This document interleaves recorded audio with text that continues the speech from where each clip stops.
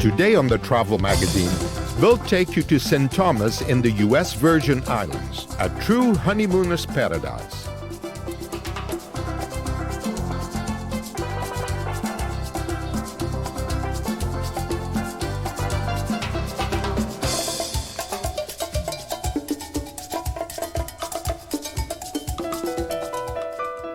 We'll also visit a country of stunning contrasts and beauty, the jewel of South America, Chile. We'll explore Portimont, the gateway to southern Chile's Lake District. Hi, I'm Jake de Boer. And I'm Mieke de Boer, and welcome to this edition of the Travel Magazine. The city of Portimont in southern Chile marks the official end to the beautiful Lake District. With a population of 90,000, Portimont is also well known as a fishing center.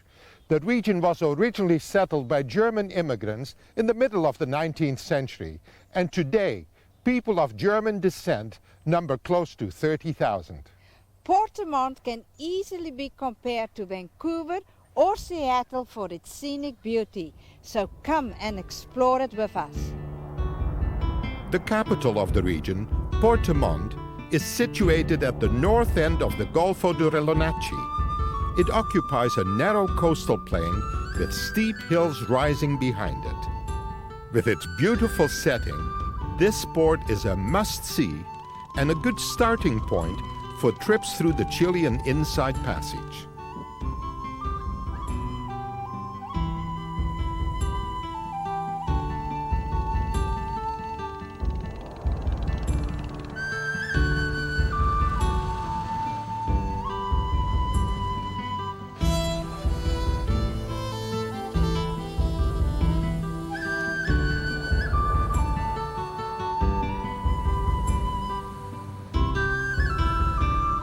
The economy here is primarily based on fishing. The harborfront is alive with activity as boats come in with oysters, mussels, and fish. The catch of the day is sold by merchants in this charming harbor market. If you don't like seafood, there is also an abundance of fruits and vegetables in the never-ending marketplace.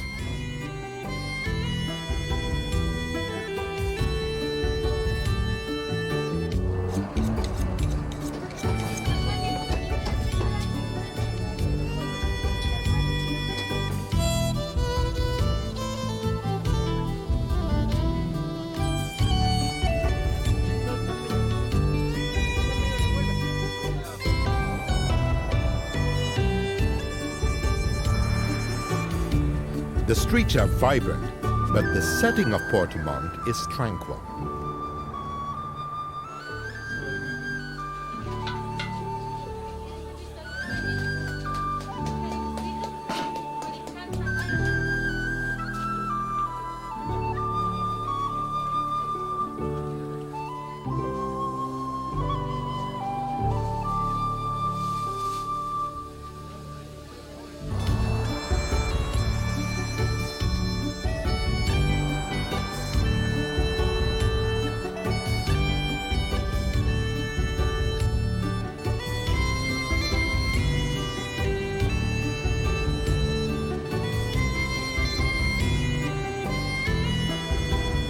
Local craftsmen also sell their creations in the city's markets.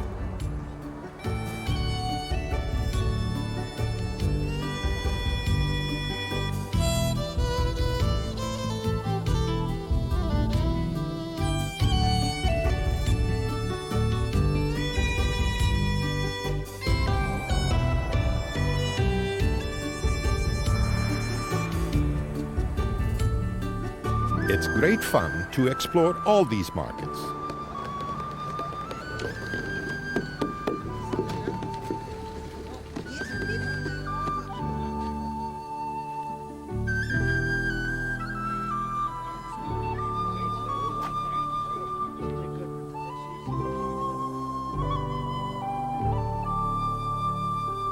Everybody's been talking about the bargains in terms of sweaters here at Portimont, if you like. Yeah. I think it's very nice. Yeah, look at this. I picked this up for you. Let's see how much they are, huh? This is where we are. Oh, here's the name of the place. Porto Varas. Yeah. You see that? You Is know, that- and this is made, what is this made of? Oh, this- that is $5? And For it's who is this? beautiful. That is for you to match your jacket that you bought in Montevideo. Okay, let's see here if it goes. Very nice color. What do you think? Is it good? Okay. The spectacular scenery is reminiscent of the Swiss Alps. This landscape combines the overpowering presence of Osono volcano with the serene charm and beauty of the surrounding lakes. Osono is one of the dormant volcanoes that we have. Chile has a large range of active volcanoes as well. It erupted last in 1835. Osono is probably one of the most visited places in the area because of its beauty.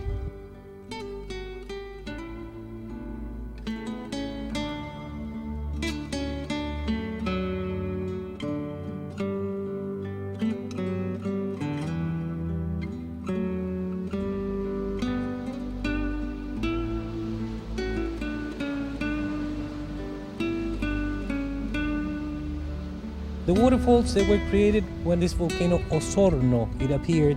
Roughly about 4,000 years the volcano it appeared, and 2,000 years later it created the waterfalls. And when it appeared, it broke into two lakes. Plus, it created later on these piles of lava that were run over by the river Tramway, which is the outlet of the lake that we're going to see later on, at the Emerald Lake. Then all of this area became a national park, which is the first within the country, created in the year 1926. The name of it is on behalf of the gentleman most important within the history of the area, Vincent Perez Rosales.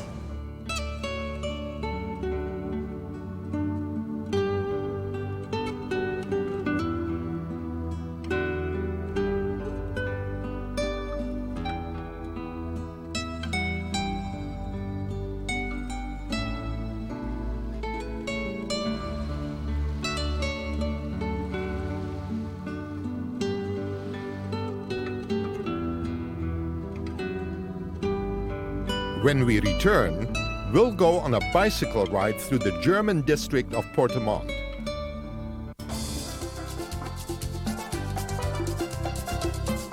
And later, it's off to St. Thomas in the U.S. Virgin Islands for sun, surf, and ceremony.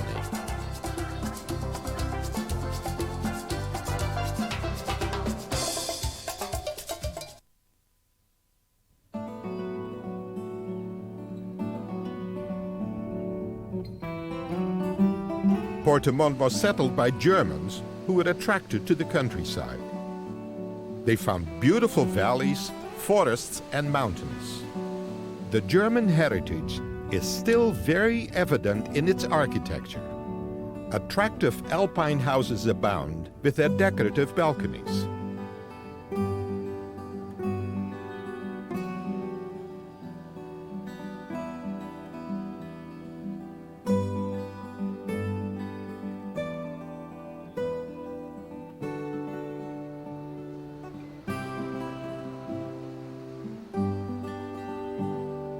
Did you know that Portemont is the gateway to the Lake District in Chile, and it's a beautiful lake district, you know, very much like the Lake District in northern England. And this is Frutillar. Yeah, this is a German settlement. They settled here, I understand, in 1856, and consequently, there's the German club, for example, of Frutillar on our left. And you know what? Look at there, that volcano. That's called Osono, and it last erupted in 1835, and it's almost 8,000 feet tall. Jake, can you pedal a little bit? I'm trying, you're but I think I'm doing these all the things. pedaling. Can you steer a little bit better, Mika? Yeah, Mine is the only one that works, I think. look at it.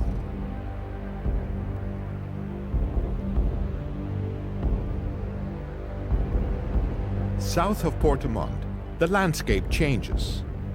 We travel through the Magellan Strait between southern Patagonia and Tierra del Fuego. It's here that Chile's long coastline starts to break up into steep inlets and rocky islands. This is nature's own Jurassic Park, extending from the high peaks of the Andes to the ice fields of Patagonia. It is an ancient ecosystem that combines the look of pine woods with dense tropical rainforests.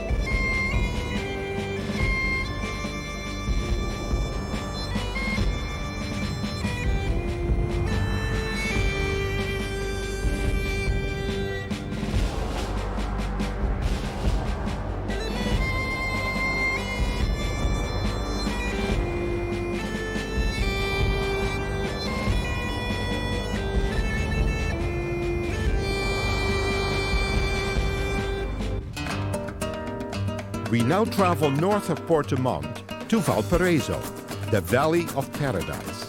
With its crowning hills, labyrinths of streets, and wide bays, Valparaiso is perhaps the most elegant city in Chile.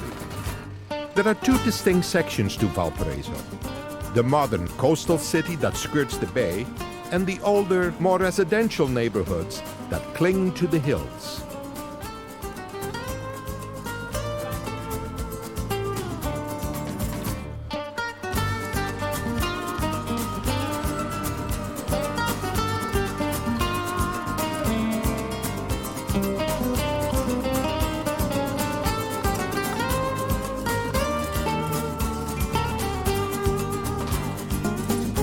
Valparaiso is a very old city, coming already from the colonial period.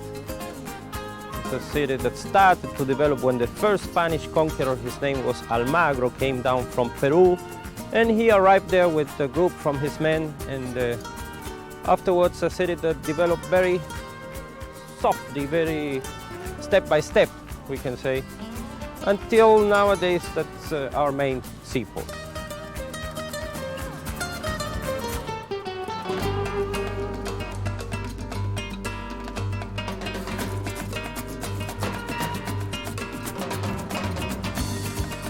All along our coast we have fishermen's wharves. Fishing, one of our main industries, is also done in the artisan way here in Chile. The boats, the fishermen going out early in the morning and coming back afterwards and selling their fish and shellfish there by the side of the beach.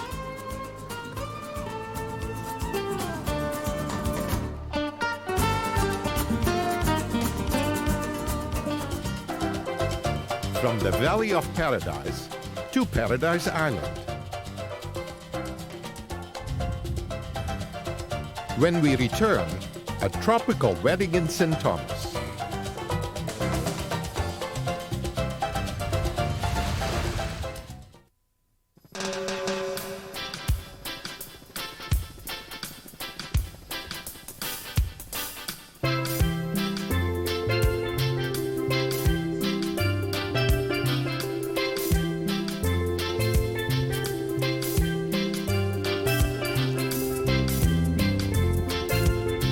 It was the harbor that gave St. Thomas in the U.S. Virgin Islands its melodramatic history, wrote traveler Archie Bell in 1925, because it was a shelter that beckoned both ships and pirates alike. Contrasts are everywhere in St. Thomas, from Macon's Bay to the rocky coastline. It was Christopher Columbus who discovered the islands, so come and explore them with us.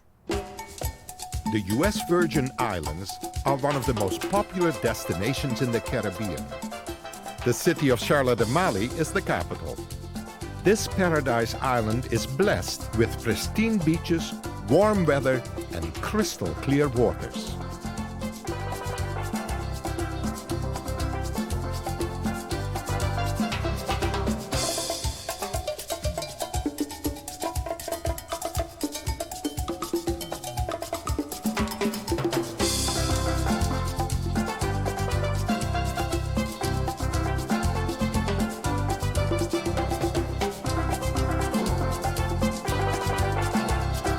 Magens Bay is so beautiful. National Geographic described Magens Bay as one of the 10 most beautiful beaches in the world. The beach is heart-shaped, so that reminds me of the love, and it's so gorgeous. You can go down to Magens Bay, you can get married there. And they do. Almost 4,000 couples a year say, "I do" in the U.S. Virgin Islands. One of the most convenient places to exchange vows is at your hotel, and the steel drums provide the dance music for the reception party.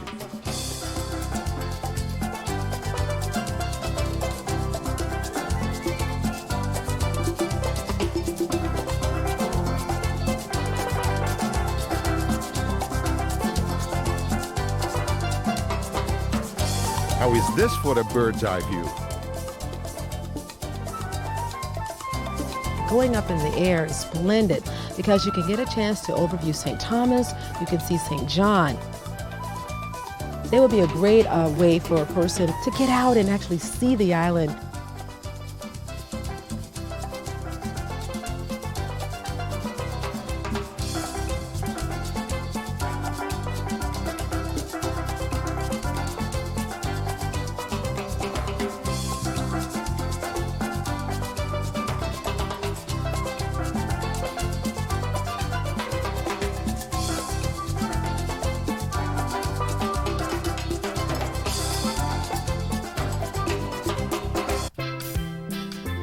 Another way to see the island is by tramway.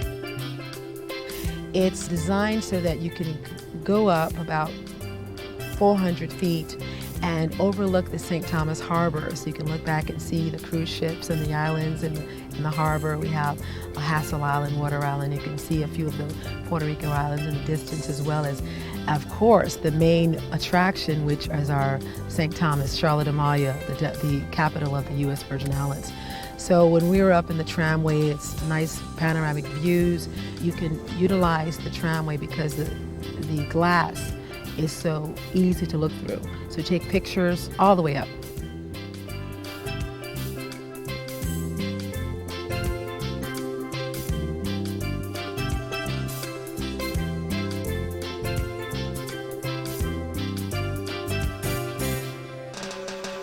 In 1917, for $25 million, the United States bought the Danish West Indies and renamed them the Virgin Islands of the United States. The price was high, but they were so rich in beauty that they were destined to become one of the world's most desirable destinations. Walking through the streets of St. Thomas, you'll find an interesting variety of colonial architecture.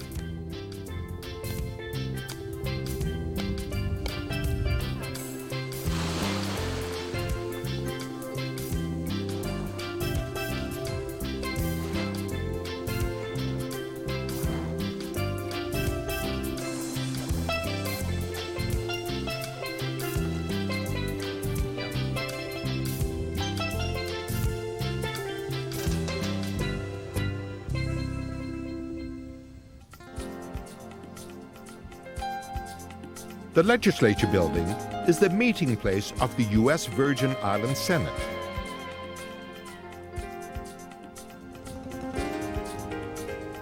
The Frederick Lutheran Church. The Post Office. The residence of the Governor. Blackbeard's Castle, where pirates reputedly once roamed.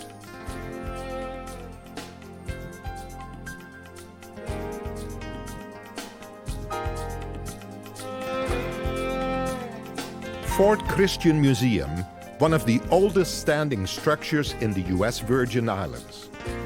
Built in 1671, it once housed the entire St. Thomas colony.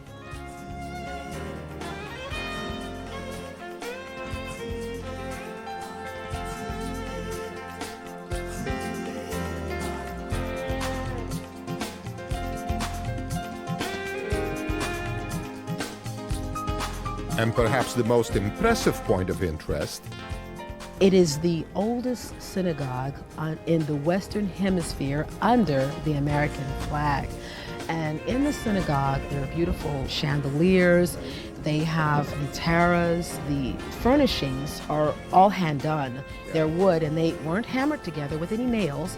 They were all glued together very carefully. And the point of the sand, though, I know that's quite unique to come and see that on a floor of a synagogue, but the sand is unique because of the connection that the Jews that started to worship there, they're originally from the Spanish Inquisition.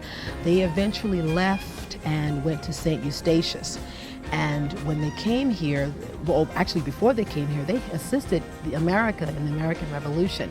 But eventually they got bombed out for their participation and then came here. And in starting, the sand was kind of a way to commemorate their prayers that they would have during the Spanish Inquisition to muffle the sounds.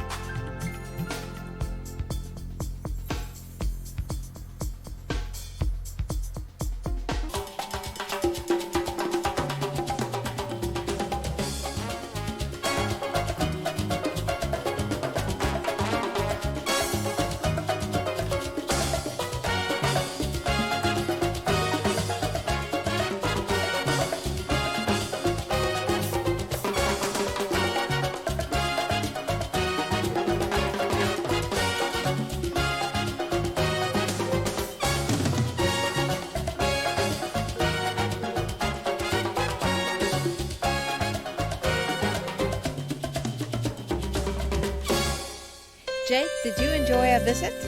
Very much. And that's it for this edition of the Travel Magazine. We hope you've enjoyed our show as much as we have. I'm Jake de Boer. And I'm Mieke de Boer, and join us again as we travel the world.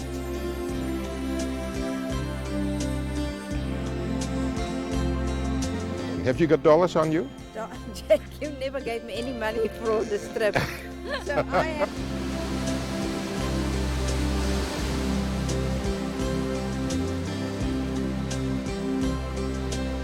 Hello! Hello, buenos dias. Woo! Where are you going? Mieke, you're turning the wheel the wrong way. Oh. So let's go back because we got to go all the way back, you know.